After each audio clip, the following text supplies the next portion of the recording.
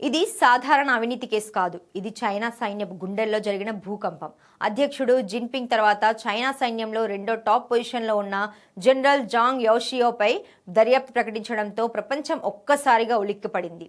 Peoples liberation ఆర్మీపై పూర్తి నియంత్రణ కలిగిన సెంట్రల్ మిలిటరీ కమిషన్లో జిన్పింగ్కు అత్యంత సన్నిహితుడిగా భావించిన వ్యక్తే ఇప్పుడు అనుమానితుడిగా మారాడు.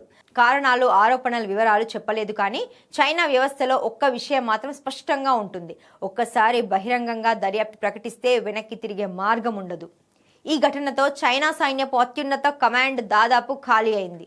జిన్పింగ్ నియమించిన 6 జనరళ్లలో ఒకరే మిగిలారు. ఇది కేవలం అవినీతి నిర్మూలన కోసం వేసిన దర్యాప్తా, లేదా జిన్పింగ్కు సైన్యంపై నమ్మకం పూర్తిగా పోయిందా?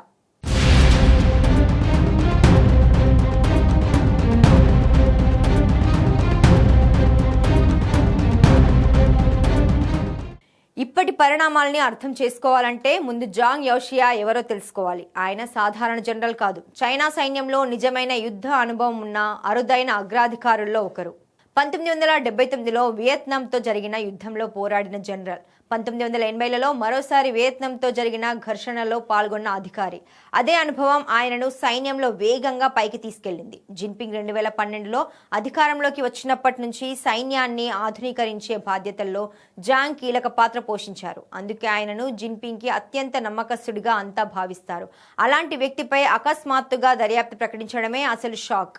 చైనా రక్షణ మంత్రిత్వ శాఖ ఒకే లైన్లో విషయాన్ని చెప్పింది: క్రమశిక్షణ, చట్ట ఉల్లంఘనలు అని రాసుకొచ్చింది.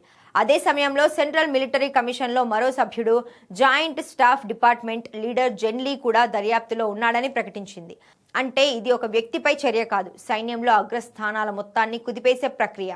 మరోవైపు ఈ దర్యాప్తుపై పాశ్చాత్య మీడియా రిపోర్ట్లు మరో విషయాన్ని బయటపెడుతున్నాయి. వాల్ స్ట్రీట్ జర్నల్ లాంటి అంతర్జాతీయ మీడియా కథనాల ప్రకారం జాంగ్ యౌషియాపై ఉన్న ఆరోపణలు సాధారణ అవినీతితో ఆగడం లేదు.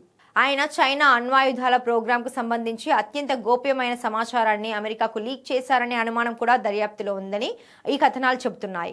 ఇదే నిజమైతే ఇది కేవలం డిసిప్లిన్ ఉల్లంఘన కాదు, ఇది చైనా దృష్టిలో దేశ ద్రోహానికి సమానం. ఇదే సమయంలో సైన్యంలో ప్రమోషన్ల కోసం లంచాలు తీసుకున్నారన్న ఆరోపణలు కూడా వినిపిస్తున్నాయి. ముఖ్యంగా ఒక అధికారిని రక్షణ మంత్రిగా ఎదగడంలో సహకరించారని, దానికి ప్రతిఫలంగా లాభాలు పొందారని తెలుస్తోంది. ఈ రెండు ఆరోపణలు కలిస్తే జాంగ్ పై ఉన్న కేసు చైనా చరిత్రలోనే అత్యంత తీవ్రమైన సైనిక కేసులలో ఒకటిగా మారుతుంది. ఇక్కడే జిన్పింగ్ భయం బయటపడుతుంది. చైనా సైన్యంలో అణ్వాయుధాల విభాగం అత్యంత సున్నితమైంది. ఆ సమాచారమే అమెరికాకు చేరిందన్న అనుమానం జిన్పింగ్ ను ఉక్కిరి బిక్కిరి చేస్తోంది. అందుకే ఈసారి దర్యాప్తు ఒక వ్యక్తి వరకు మాత్రమే ఆగలేదు. మొత్తం సెంట్రల్ మిలిటరీ కమిషన్ పై జిన్పింగ్ నిఘా పెంచారు. ఇప్పటికే జిన్పింగ్ నియమించిన 6 టాప్ జనరల్లో 5 పతనమయ్యారు. ఒకరు అవినీతికి, ఒకరు పార్టీ నుంచి బహిష్కరణకు. ఇప్పుడు జాంగ్ లాంటి అత్యంత సన్నిహితుడే దేశద్రోహ అనుమానాలతో చిక్కుల్లో ఉన్నాడు. అంతర్జాతీయ విశ్లేషకులు ఇక్కడే మిలిటరీ రివోల్ట్ అనే పదాన్ని వాడుతున్నారు. తిరుగుబాటు బయటకు కనిపించకపోయినా అంతర్గత అవిశ్వాసం, భయం, అనుమానం చైనా సైన్యంలో పెరుగుతున్నాయన్నది వారి వాదన.